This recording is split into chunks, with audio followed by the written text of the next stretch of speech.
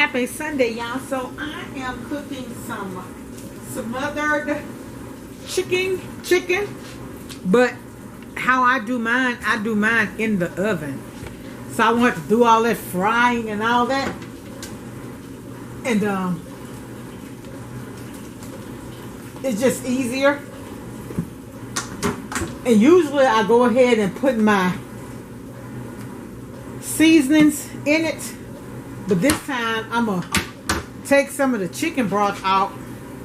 You know how you do is if you would have your chicken fried, how you take all of you fry it in the grease that's left in the pan. Well, I'm gonna take some of the broth off of here and make the gravy too, if that makes sense. But I'll show y'all. Okay, so we're gonna use Tony's first. Y'all know I use this in everything but cabbage. And I am cooking cabbage today. So we got smothered chicken and rice, cabbage, purple hull peas. I want to incorporate more vegetables. So that's the Tony seasoning. I got granulated garlic powder. I like to buy the big things from Sam's. It just lasts longer. And I'm going to flip over to the same side, thing to the other side. Onion powder. This has a big spout, so it comes out full force. I'm also going to use my rotisserie seasoning. This is by McCormick. I haven't been able to find the big, well, I haven't ever found the big one in the store, so I just started ordering it from Amazon. Now, if I find the 99 cents for that little small thing, I'll go ahead and buy up a couple of them, but just about a one. I use this every time I cook chicken, so it goes too fast. And no, it's not going to be too salty, y'all. And the Watkins black pepper. This used to be something that my family, I'm from the South, we used to do.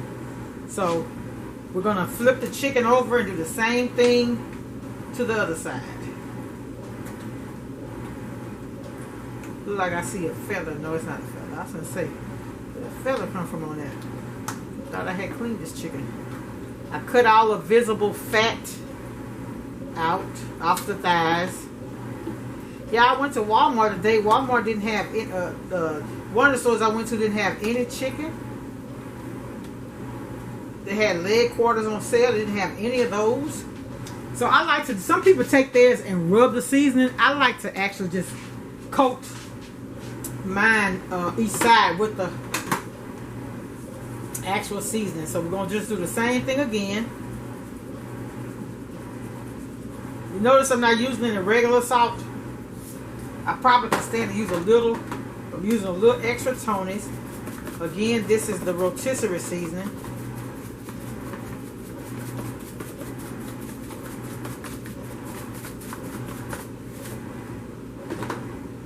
This is the garlic.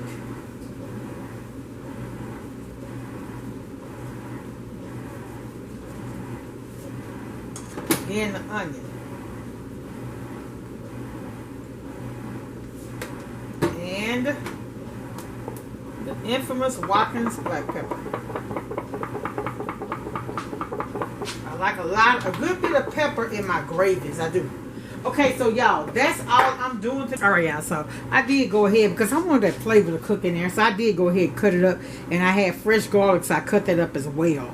This is going to cook down to just about nothing, y'all. So it's not going to be like you're going to have a whole bunch of, you know, big pieces of seasonings. Or even if you do, it's nothing but flavor. It's going to cook down so much. It's not going to be like you biting into no raw seasoning. But this is what it looks like. I'm going to bake it for about 30-45 minutes. Then I come back. Oh, and let me show y'all what I do too. I go ahead and put a little flour on it now, but I'm not going to use flour. I am going to use my... Oops. That's why I don't really like to use salt on this, because I'm going to use my chicken.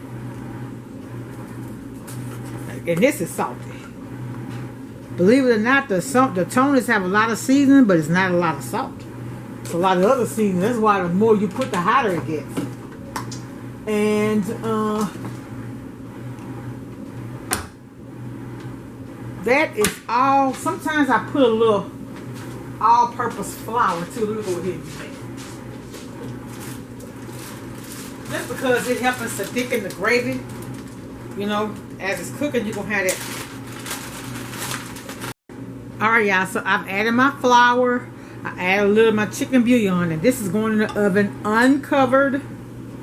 Uncovered because you're going to draw all that broth and everything off. And that's how I'm going to make the gravy out of this. 350 in the oven it goes. And I will be back once this cooks down to the consistency that we want.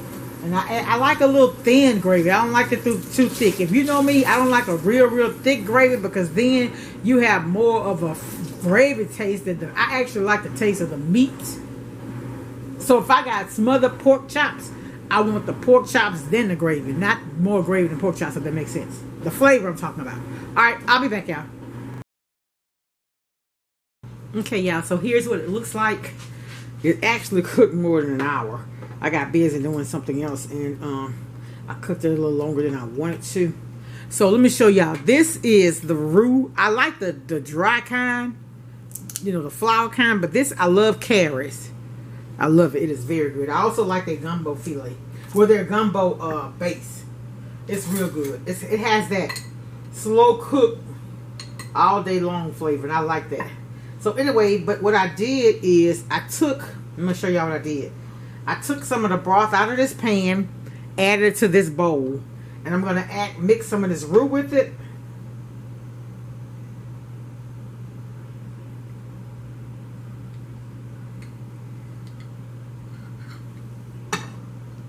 And see, it's supposed to be boiling when you use it. And put it in there. And I'm going to put it back in the oven and I'll be back.